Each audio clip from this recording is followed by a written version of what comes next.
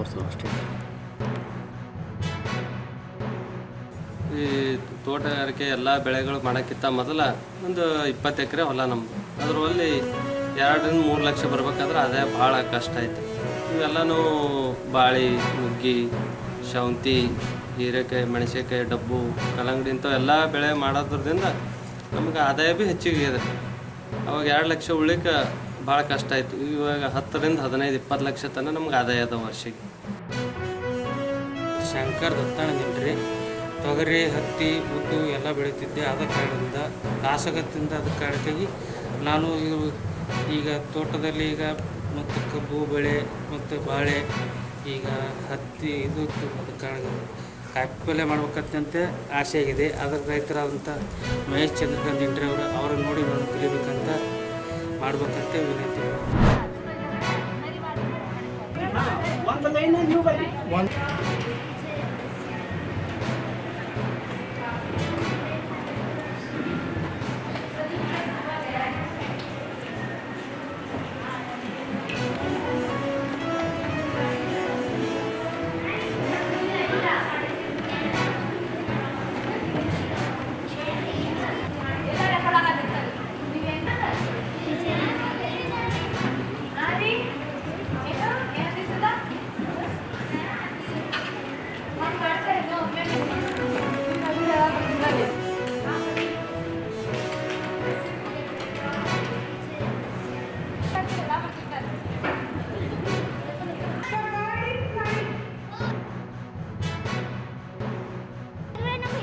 ಏನು ಬೇಕಾಗಿರ್ತೈತಲ್ಲ ಅದೆಲ್ಲ ಕೊಟ್ಟಿರ್ತಾರೆ.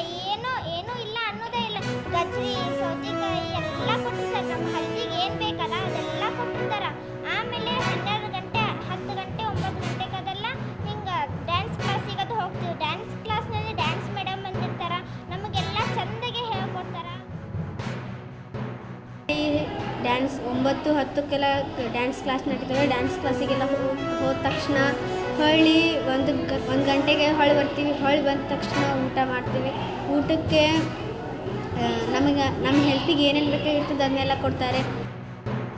ಸ್ನ್ಯಾಕ್ಸನ್ನು ಕೊಡುತ್ತಾರೆ ಮತ್ತು ಮುಂಜಾನೆ ಎದ್ದುಗಳನ್ನೇ ಕರಾಟೆ, ಯೋಗ ಎಲ್ಲ ಮಾಡಿಸಿ ಮತ್ತು ಬಿಸ್ಕೆಟು, ಚಹಾ ಕೊಡುತ್ತಾರೆ. ಸಿಲೆಬಸ್ ಕನ್ನಡ, ಇಂಗ್ಲೀಷ್, ಹಿಂದಿ, ಗಣಿತ, ಮ್ಯಾಥ್ಸ್, ಕಂಪ್ಯೂಟರ್, ಚಿತ್ರಕಲೆ ಮತ್ತು ಪೇಂಟ್ ಮಾಡಿಸ್ತಾರೆ.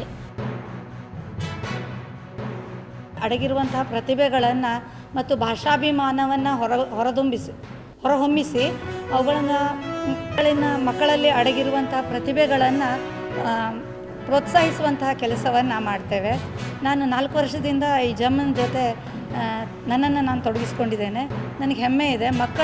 ಮಕ್ಕಳ ಕನಸಿನ ಹಾರಾಟವನ್ನು NTPC ರೆಕ್ಕೆ ಪುಕ್ಕಗಳೊಂದಿಗೆ ಬೆಳೆಯಲು ಅವಕಾಶವನ್ನು ಕೊಡ್ತಾ ಇದೆ.